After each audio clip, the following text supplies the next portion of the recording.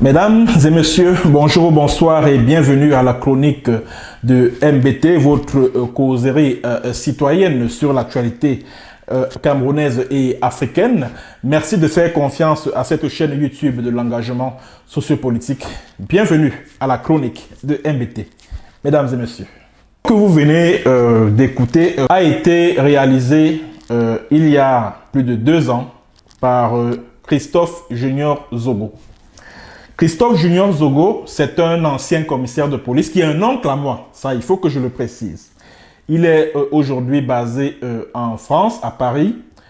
Il jouit de la citoyenneté française après avoir été réfugié politique pour avoir fui les persécutions au Cameroun en tant que commissaire de police.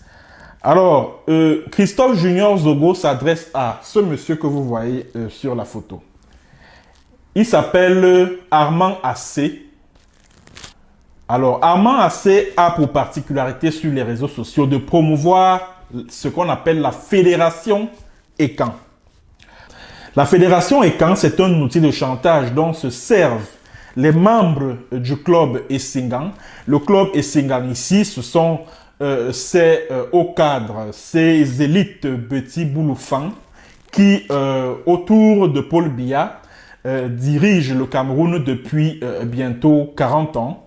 Alors, la fédération ECAN leur sert donc d'outil de chantage vis-à-vis, premièrement, des anglophones qui en ce moment se battent pour l'indépendance du Southern Cameroun.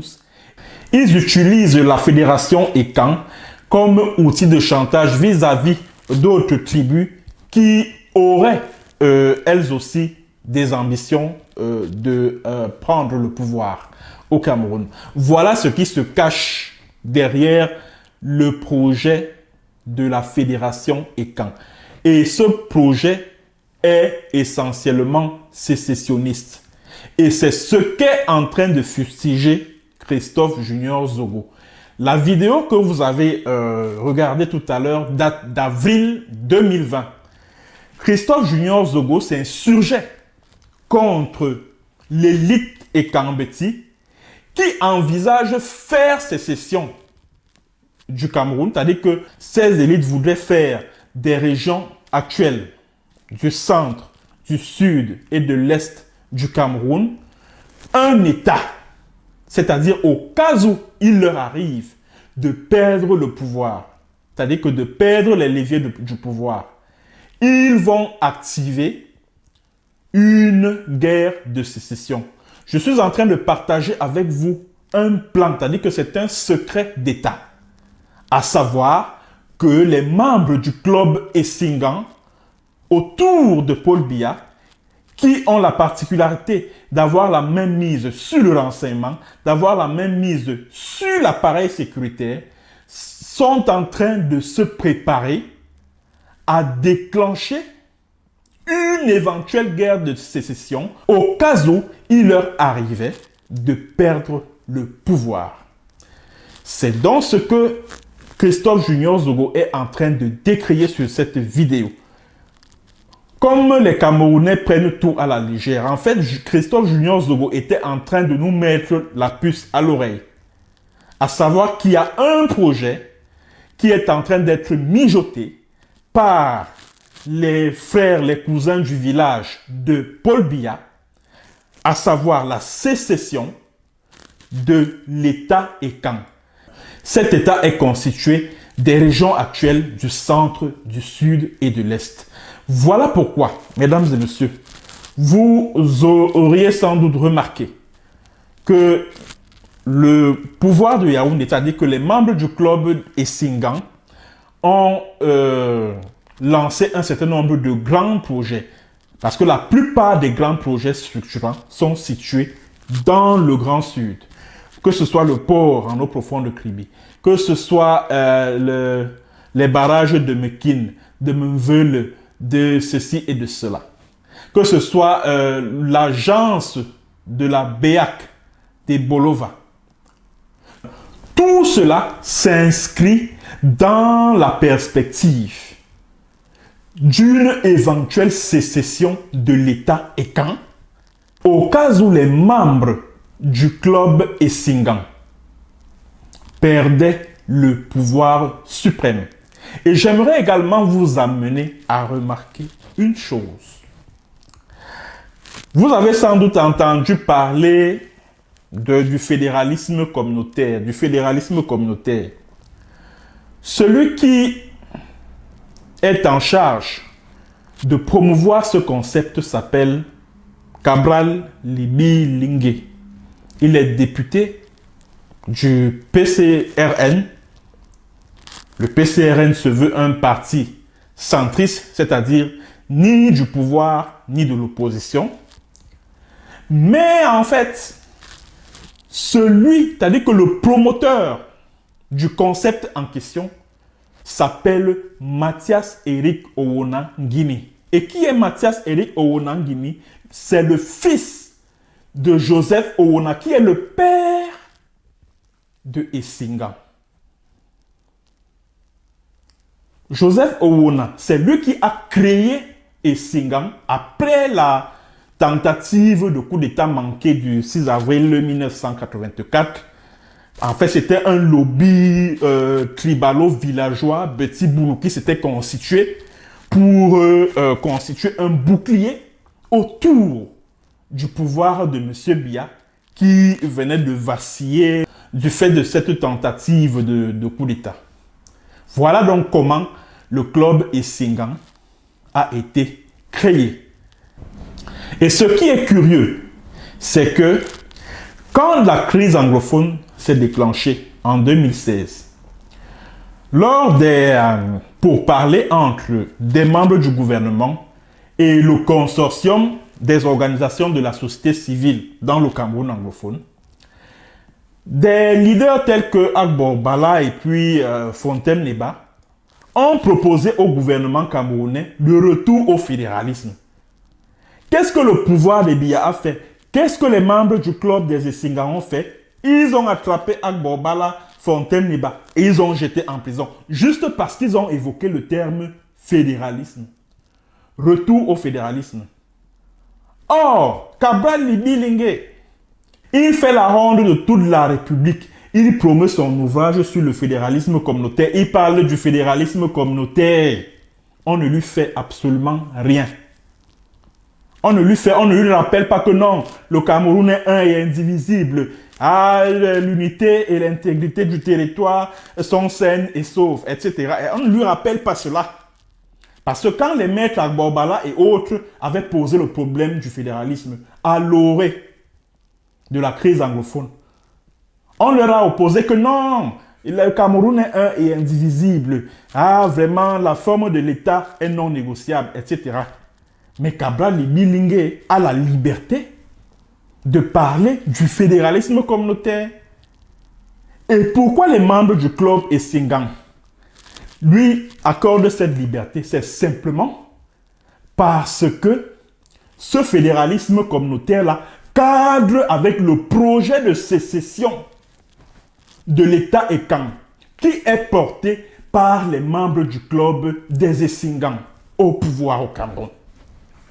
Voilà la vérité. Voilà la vérité. Donc, en plus de confisquer le pouvoir ad vitam aeternam, le plan B que les membres du club des Essingan autour de Paul Biya ont prévu, au cas où il leur arrivait de perdre le pouvoir, c'est de déclencher une guerre de sécession. Parce que je tiens à vous annoncer que tous ces barons et Kambeti Bouloula qui contrôlent l'essentiel du pouvoir au Cameroun, que ce soit l'argent, que ce soit le renseignement, que ce soit l'armée, la police, la gendarmerie, au Cameroun, ils ont amassé un trésor de guerre. Quand vous entendez parler, une précédente chronique, je vous parlais de la ligne 94.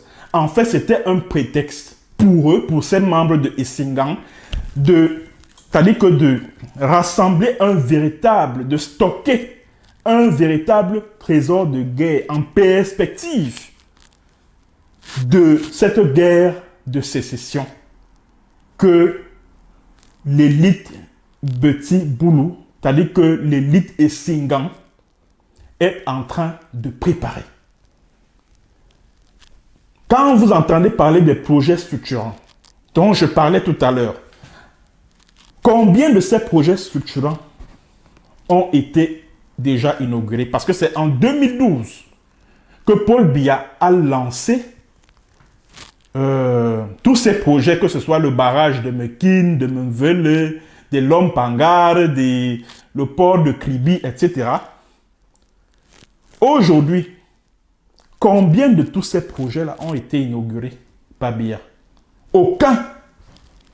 Surtout en ce qui concerne les barrages. Rien n'a été inauguré. Simplement parce que ces grands projets structurants constituaient un prétexte pour Essingan de détourner le maximum d'argent possible en vue d'acheter des armes qui leur permettront d'asseoir leur projet sécessionniste. C'est-à-dire que la sécession de l'État est quand?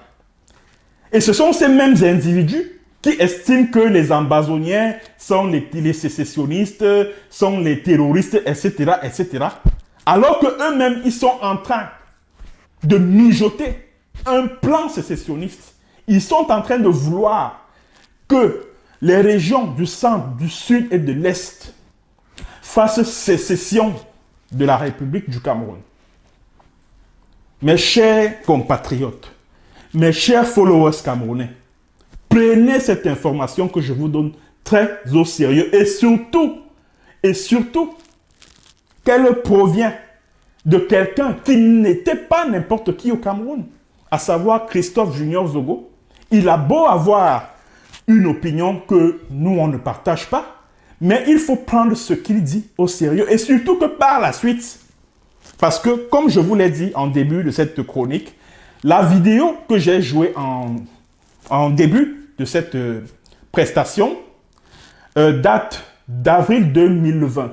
Et en novembre 2020, Junior Zogo, au cours d'un live sur son compte Facebook, avait opéré un virage à 180 degrés et annoncé que si le Southern Cameroun, c'est-à-dire que l'indépendance de l'Ambazonie est proclamée, et que si un Camerounais autre qu'un ressortissant des régions du centre, du sud et de l'est arrive au pouvoir et qu'il veut lancer une chasse aux sorcières contre l'élite et Beti Boulou qui a dirigé le Cameroun avec Paul Biya, c'est-à-dire que les membres du club Essingan, donc si ce nouveau président de la République veut lancer une véritable chasse aux sorcières contre les membres du club Essingan, ils ont deux options.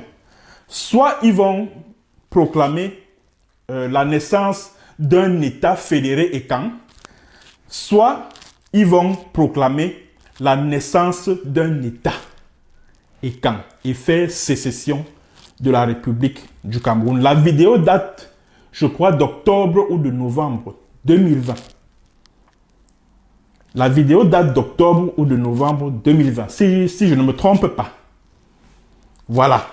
Voilà donc un autre projet qu'est en train de concocter en ce moment les membres du club Essingan. Parce que je vous l'ai toujours dit. Je vous l'ai toujours dit.